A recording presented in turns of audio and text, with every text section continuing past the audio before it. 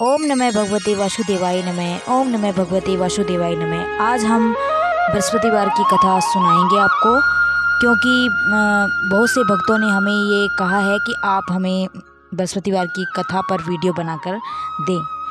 तो आज हम बृहस्पतिवार की व्रत की कथा सुनेंगे।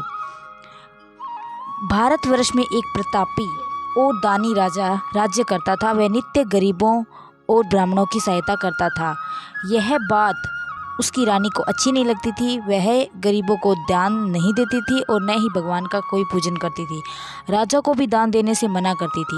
एक दिन राजा शिकार खेलने वन को गए हुए थे तो रानी महल में अकेली थी। उसी समय बृहस्पति देव साधु के भेष में राजा के महल में भिक्षा के लिए गए। भिक्षा मांगी। रानी ने भिक्षा देने से इनकार किया और कहा, हे साधु महाराज, मैं तो दान पुण्य से तंग आ गई हूँ। मेरा पति सारा धन लुटाते रहते हैं। मेरी इच्छा है कि हमारा धन ही नष्ट हो जाए, फिर न रहेगा बांस न बजेगी बांसुरी। साधु ने कहा, देवी तुम तो बड़ी विचित्र हो। धन संतान तो सभी चाहते हैं, पुत्र और लक्ष्मी तो पापी के घर भी होने चाहिए। यदि तुम्हारे पास अधिक धन है तो भूखों को भोजन दो, प्यासों के लिए प्याऊ बनवाओ, मुसाफिरों के लिए धर्मशालाएं खुलवाओ। जो निर्धन अपनी कुंवारी कन्याओं का विवाह नहीं कर सकते, उनका विवाह करा दो। ऐसे कई काम हैं जिनके करने से तुम्हारा यश लोक परलोक में फैलेगा। परंतु रानी पर उपदेश का कोई प्रभाव न पड़ा। वह बोली, महाराज आप मुझे कुछ न समझाएं। मैं ऐसे धन नहीं चाहती जो हर जगह बांटती फिरूं। साधु ने उत्तर दिया, यदि तुम्हारी यही इच्छा है तथास्तु। तुम ऐसा करना कि बृहस्पतिवार को घर लीपकर पीली मिट्टी से अपना सिर धोकर स्नान करना, भट्टी चढ़ाकर कपड़े धोना। ऐसा करने से सारा धन नष्ट हो जाएगा। यह कहकर वह साधु महाराज वहाँ से आलोप हो गए।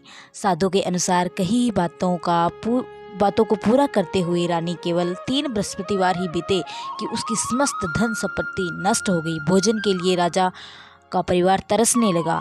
तब एक दिन राजा ने रानी से बोला कि हे रानी, तुम यहीं रहो, मैं दूसरे देश को जाता हूँ, क्योंकि यहाँ पर सभी लोग मुझे जानते हैं, इसलिए मैं कोई छोटा कार्य नहीं कर सकता। ऐसा कहकर राजा परदेश चला गया। वहाँ जंगल से लकड़ी काट कर लाता और शहर में बेचता। इसी तरह अपना जीवन व्यतीत करने लगा। इधर राजा के परदेश जाते ही रानी और दासी दुखी रहने लगी। एक बार जब रानी और दासी 7 दिन तक बिना भोजन के रहना पड़ा तो रानी ने अपनी दासी से कहा, हे दासी, पास ही नगर में मेरी बहन रहती है, वह बड़ी धनवान है, तो उसके पास जा कुछ ले आ ताकि थोड़ी बहुत गुजर बसर हो जाए। दासी है जो रानी की बहन के पास गई। उस दिन गुरुवार था। रानी की बहन उस समय बृहस्पतिवार की कथा सुन रही थी और व्रत कर रही थी। दासी की रानी ने बहन को अपनी रानी का संदेश दिया, लेकिन रानी की बड़ी बहन ने कोई उत्तर नहीं दिया, क्योंकि वह दासी को रानी की बहन से कोई उत्तर नहीं मिला तो वह बहुत दुखी हुई। उसे क्रोध भी आया। दासी ने वापस आकर रानी को सारी बात बता दी।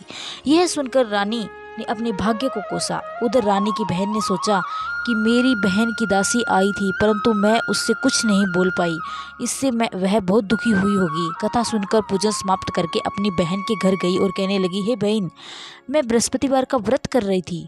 तुम्हारी दासी मेरे घर आई थी, परंतु तब तक कथा होती तब तक न तो उठते हैं न ही बोलते हैं। मैं नहीं बोली, कहो दासी क्यों गई थी? रानी बोली, बहन तुमसे क्या छिपाऊं, हमारे घर में तो खाने तक का अनाज नहीं है। ऐसा कहते कहते रानी की आंखें भर आई। उसने दासी समेत पिछले 7 दिनों से भूखी रहने तक की सारी आप बीती विस्तार पूर्वक अपनी बहन को सुनाई। रानी की बहन बोली, देखो बहन, भगवान बृहस्पति देव सबकी मनोकामनाएं पूर्ण करते हैं। देखो, शायद तुम्हारे घर में अनाज रखा हो। पहले तो रानी को विश्वास नहीं हुआ, पर बहन के आग्रह पर उसने अपनी दासी को अंदर भेजा। सचमुच अनाज का एक भरा घड़ा मिला। यह देखकर दासी हैरान हो गई। दासी रानी से कहने लगी, हे रानी, जब हमको भोजन नहीं मिलता तो हम व्रत ही तो करते हैं, इसीलिए क्यों न इस व्रत और कथा की विधि पूछ ली जाए, हम भी यह व्रत कर सके। तब रानी ने अपनी बहन से बृहस्पतिवार के व्रत के बारे में पूछा। उसकी बहन ने बताया कि बृहस्पतिवार में चने की दाल और मुनका से विष्णु भगवान का केले की जड़ में पूजन करें, दीपक जलाएं, व्रत की कथा सुने, पीला भोजन ही करें, इससे बृहस्पति देव प्रसन्न होंगे। व्रत और पूजन विधि बताकर रानी की बहन अपने घर लौट आई। 7 दिन बाद जब गुरुवार आया तो रानी और दासी दोनों ने व्रत रखा और घुड़साल में जाकर चना और गुड़ लेकर आ गई। फिर उससे केले की जड़ में भगवान विष्णु का पूजन किया। अब पीला भोजन कहाँ से आई, यह बात दोनों को परेशान कर रही थी। क्योंकि उन्होंने व्रत रखा था इसलिए बृहस्पति देव उनसे प्रसन्न थे, इसीलिए वे एक साधारण व्यक्ति के रूप में 2 थैलों में सुंदर पीला भोजन दासी को दे गए। भोजन पाकर दासी प्रसन्न हुई और रानी के साथ मिलकर भोजन ग्रहण किया।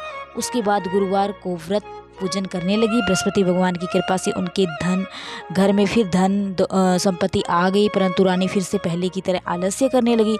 तब दासी बोली, देखो तुम पहले भी इस प्रकार आलस्य करती थी, तुम्हें धन रखने में कष्ट होता था, इसी कारण सभी धन नष्ट हो गया। अब जब भगवान की मर्जी, बृहस्पति भगवान आपको धन दे दिया, बृहस्पति की कृपा से आपको धन मिल गया, तो फिर किस बात का आलस्य करती हो। रानी को समझाते हुए दासी कहती है, बड़ी मुसीबत के बाद हमने यह धन पाया है, हमें दान पुण्य करना चाहिए, भूखों को भोजन कराना चाहिए और धन शुभ कार्यों में खर्च करना चाहिए, जिससे तुम्हारे कुल का यश बढ़ेगा, स्वर्ग की प्राप्ति होगी, पितृ प्रसन्न होंगे। दासी की बात मानकर रानी ने शुभ कार्यों में खर्च करने लगी, जिससे पूरे नगर में उसका यश फैल गया। तो बृहस्पतिवार के व्रत की कथा आपको कैसी लगी? देखो, बृहस्पतिवार जब आप व्रत स्टार्ट करो तो उससे पहले केले के पौधे के आगे आप हाथ जोड़कर और ये संकल्प लो कि मैं इतने 17 व्रत करूँगी, 18 व्रत में अपना उद्यापन करूँगी और मुझे इस मनोकामना सहित ये व्रत करना है। और हे विष्णु भगवान, मेरी इस मनोकामनाओं को आप पूर्ण कीजिए।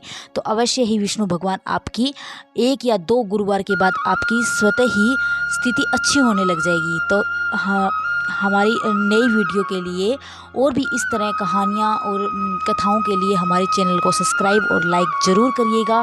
और विष्णु भगवान के व्रत की कथा हमने यहीं समाप्त की है। ओम नमः भगवते वासुदेवाय।